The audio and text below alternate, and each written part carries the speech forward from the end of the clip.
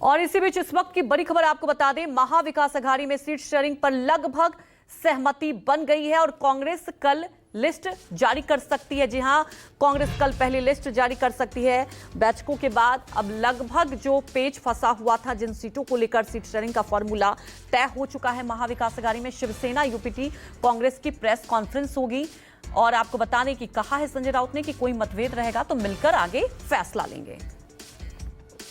आज नहीं, कल हम लोग लिस्ट डिक्लेयर करेंगे। 40 सीटों में आज अभी भी है, हमारे से ज्यादा तो महायुति में गड़बड़ है, अभी कुछ सामने नहीं आ रहा है। लेकिन मेरा ये कहना है कि हमारा भी 30-40 सीटों पे जो है वो जो सीटों का बंटवारा है वो सवाल हो जाएगा। कल हम पहली लिस्ट डिक्लेयर करेंगे, ऐसा हमारा प्लान है। कल हम मिल के तीनों लोग प्रेस कॉन्फ्रेंस में लेने का हमारा प्लान है। तो कल हम मुंबई जाने के, आज रात को मुंबई जाएंगे।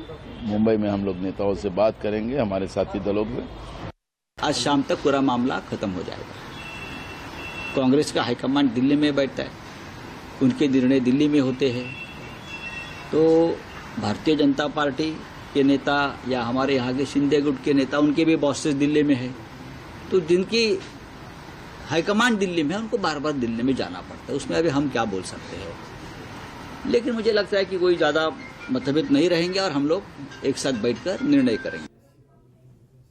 तमाम जानकारी के साथ हमारे सहयोगी सीधे मुंबई से अंकुश जायसवाल जुड़ चुके हैं।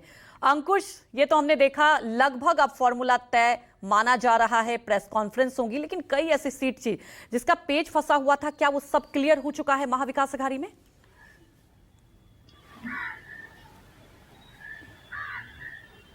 और देखिए, विकल्प नहीं है। यही संजय राउत थे जो कुछ दिन कह रहे थे कि महाराष्ट्र कांग्रेस के नेता इतना सक्षम नहीं है, उन्हें बार बार दिल्ली जाना पड़ता है। यही संजय राउत थे। कल इनका बयान था कि हमने सबने मिलकर महाविकास अघाड़ी बनाई है, लेकिन हम चाहते हैं कि महाविकास अघाड़ी टिके। कल शाम तक ऐसा माहौल था कि हो सकता है कि महाविकास अघाड़ी नहीं रहे और उद्धव ठाकरे की जो पार्टी है, हो सकता है कि सोलो ही चुनावी मैदान में जाए। इसको लेकर रविवार के दिन काफी खींचतान भी देखने को मिली। पहले आदित्य ठाकरे और अनिल परब पहुंचे हुए थे शरद पवार से मिलने के लिए। बाद में संजय राउत भी पहुंचे हुए थे शरद पवार से मिलने के लिए और सुप्रिया सुले से मिलने के लिए। और आज जब सुबह बयान आया हुआ है दोनों पक्षों की तरफ से, संजय राउत की तरफ से भी और कांग्रेस के महाराष्ट्र नेताओं की तरफ से भी, तो ऐसा लग रहा है कि सीट शेयरिंग को लेकर जो दोनों पार्टियों में जो बर्फ जमी हुई थी वो पिघलना शुरू हो चुकी है। बता दें कि पेज कहां फंसा हुआ था। पेज करीब 17 से 20 सीटों को लेकर फंसा हुआ था, जिसमें विदर्भ की 12 सीटें थी, नासिक की इक्का दुक्का सीटें थी और मुंबई की 2-3 सीटें थी। उसको लेकर पेच फंसा हुआ था।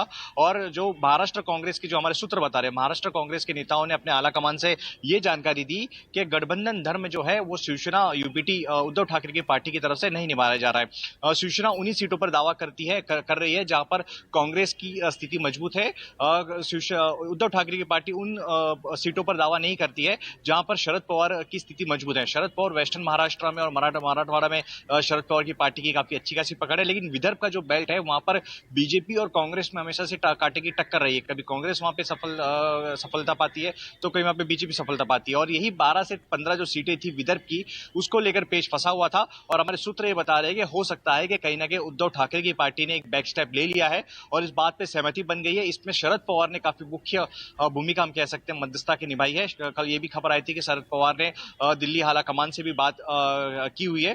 तो कुल मिलाकर कहा जाए कि जो पेच फंसा हुआ था सीट बंटवारे को लेकर 12 से 15, तो उद्धव ठाकरे की पार्टी ने काफी नरम रुख अपनाया है और हो सकता है कि वो बैकफुट पर आए। और अब दोनों पार्टियों की तरफ से बयान आ चुका है कि मिलकर चुनाव लड़ेंगे। कल इसकी औपचारिक ऐलान भी हो सकता है। आज शाम को कांग्रेस की सीईसी की बैठक है और कल जो है महाराष्ट्र के नेता, कांग्रेस के नेता और उद्धव ठाकरे की, जैसा कि आपने बताया, सबसे बड़ी बात यहाँ पर यही है कि जो तनातनी बनी हुई थी, कहीं ना कहीं एक समझौता हो गया है। हमारे वरिष्ठ सहयोगी रमन कुमार भी दिल्ली से जुड़े हुए हैं। रमन, सबसे बड़ी बात यह है कि मतभेद को लेकर लगातार आपने देखा बैठकों का दौर जारी रहा, कल प्रेस कॉन्फ्रेंस भी होगा, लेकिन यहाँ पर मतभेद के साथ मनभेद भी दिखाई दिया। और संजय राउत का ये बयान उसके बाद आना कि आगे देखा जाएगा, कोई मतभेद होगा तो फैसला रहेगा। तो यानी कि कुछ तो अभी भी फंसा हुआ है।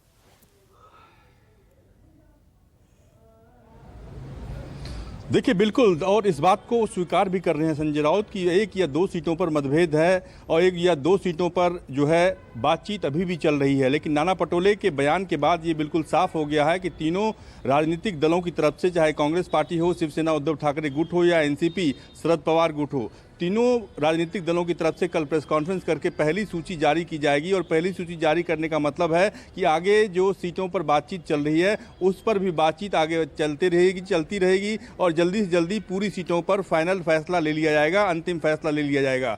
आज दिल्ली में सीईसी की बैठक होनी है, 5 बजे से ये बैठक होनी है। कल ही सीईसी की महाराष्ट्र को लेकर बैठक होनी थी, लेकिन करवा चौथ के चलते उस बैठक को अंतिम समय में टाल दिया गया। आज की बैठक में महाराष्ट्र और झारखंड दोनों ही राज्यों को लेकर कांग्रेस पार्टी मंथन करेगी, अंतिम नामों पर फैसला करेगी, नामों पर अंतिम फैसला करेगी। और उससे बिल्कुल साफ जाहिर है कि संजय राउत का जो बयान 2-3 दिन पहले आया था, उस बयान के बाद से आलाकमान भी सक्रिय है और वो लगातार कोशिश कर रहा है कि तमाम सीटों पर जो मतभेद हैं उस मतभेद को खत्म करके आगे बढ़ा जाए। बिल्कुल रमन, सबसे बड़ी बात यही कि आज बैठक होगी, क्योंकि झारखंड में भी राह इतना आसान नहीं। आप देख ही रहे हैं कि आरजेडी अलग से दावा ठोक रही है। हमारे साथ जुड़ने के लिए आपका शुक्रिया। अंकुश, आपका भी शुक्रिया। रुक जाते एक छोटे से ब्रेक के लिए, जल्द हाजिर होंगे।